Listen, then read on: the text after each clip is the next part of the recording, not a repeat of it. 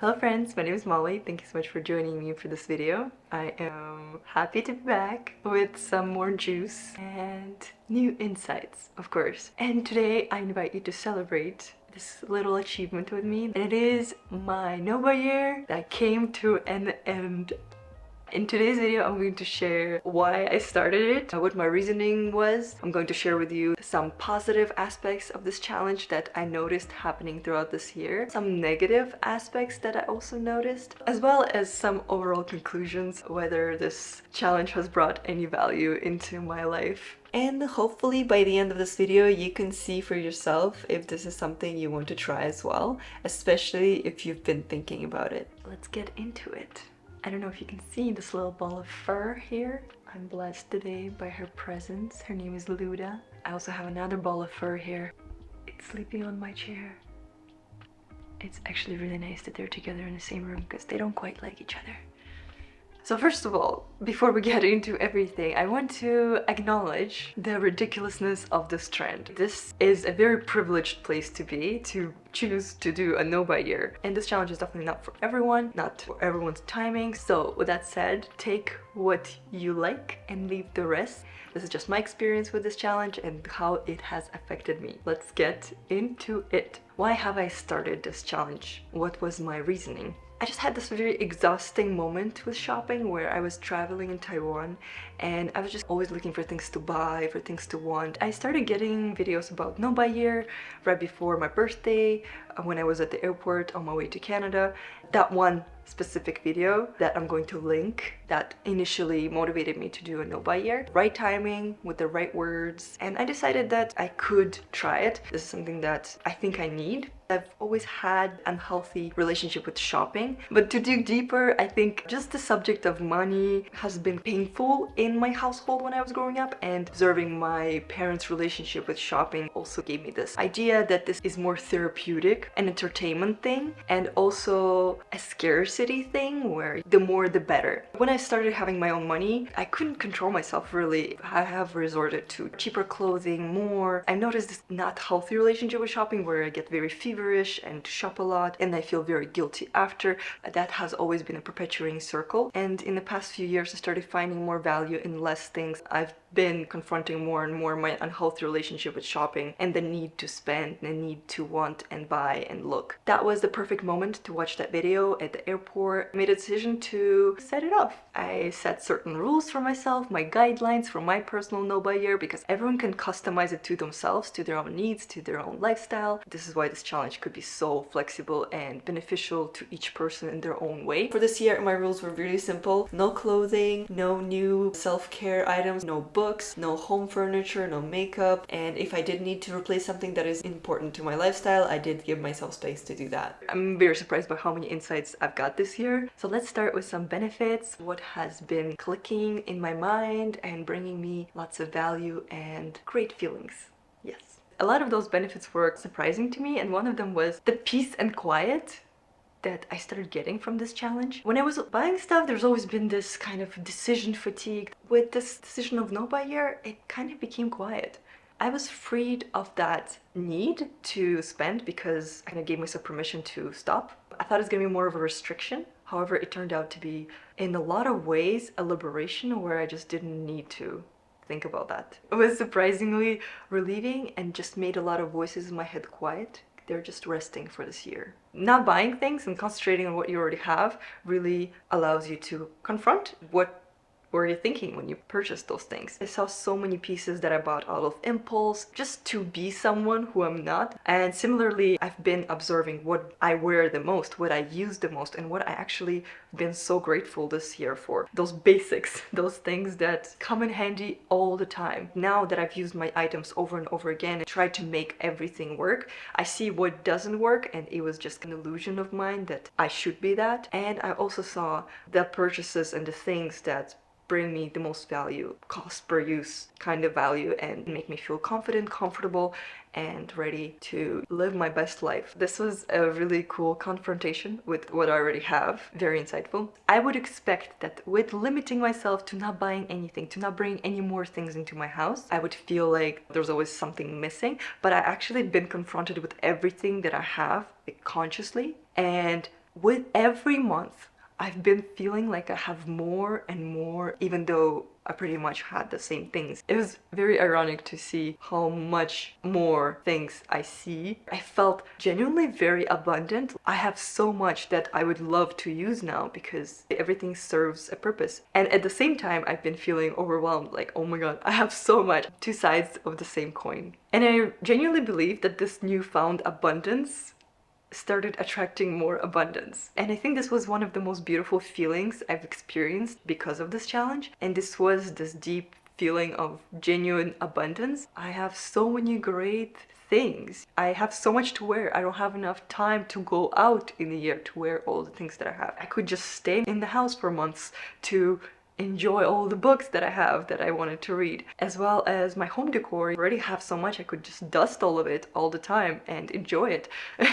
And this kind of newfound sense of abundance was so sudden and powerful. I genuinely felt so full inside. It just took me disconnecting from the need to buy, the need to want and think about what I don't have, and concentrating on what I already have and being content. And I truly believe it attracted more abundance into my life throughout this year. I felt like this year so many things were coming to me, like clothing from people around me, vintage stuff from my mom, just in general.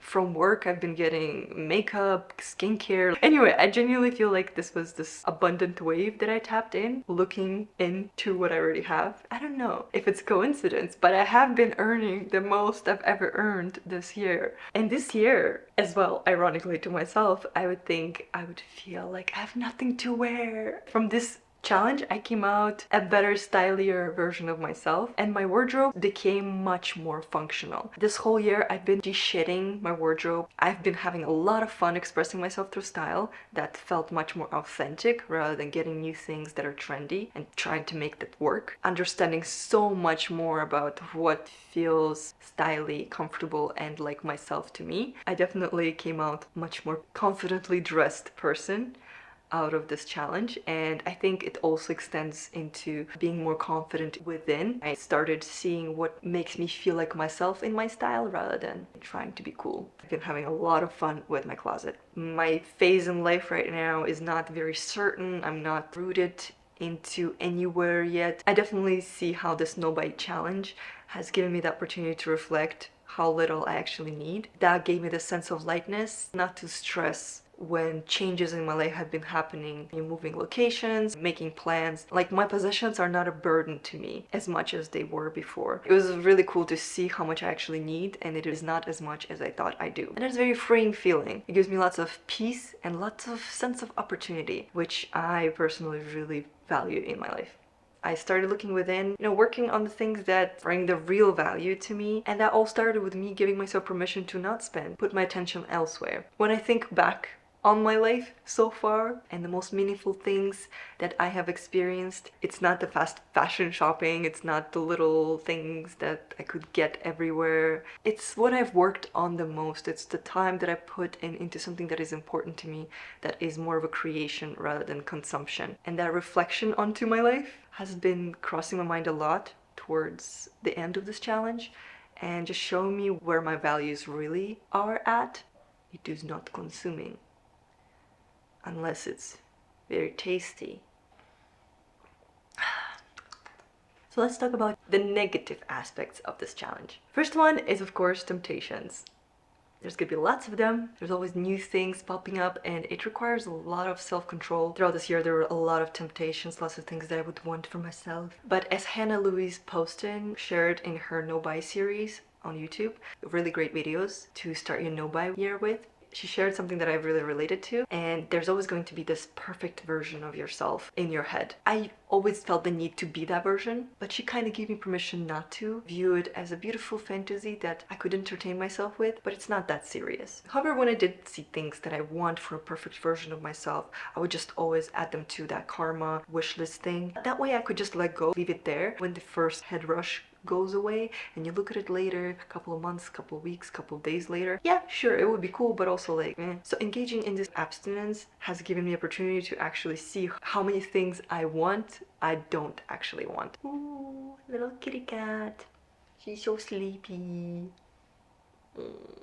We always get washed by all sorts of advertising, product placement, and there's so many things that apparently I need. I allow myself to get entertained by that idea, added to my wish list, started noticing how much the grip of the need, the oh my god, this is perfect, I need to have it, started to let go, and it started to become less and less serious. So one of the negatives would be to connect with people. There's so much shopping culture, especially between girls, I feel like, that it was hard sometimes to share that like actually don't shop this year, like I don't buy things for myself. However, most of my close friends found this challenge really cool and got to share my updates with them. It was kind of an open space of support and curiosity, which was really cool. So if you have like good friends, I'm sure they would support you. But also there's lots of people who you're not that close with. I still found joy in shopping with them. In a way, I found it to be also freeing feeling to be in all of those sometimes cheap fast fashion retailer store. I just started getting the ick more and more. It was just nice to be there but not need to buy anything because I don't want anything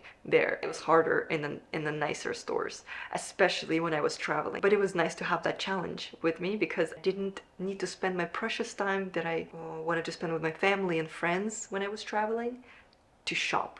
And when I was shopping, I was spending time with my friends and family. So it was actually, again, a sense of freedom that I got from this challenge, even though it was challenging in some points. One negative, silly part of this challenge, and it was this judge inside of me when I needed to replace things that I needed to replace that are important for my lifestyle. I would just have that judge inside of me making me feel bad about replacing that thing or purchasing something. I'm not as chill as I think would be beneficial for me. Completely overthinking things. This was kind of hard sometimes. This mind prison with a little bit of reflection and the right guidance from close people, I got to release the rigidity of the challenge. So it's all good.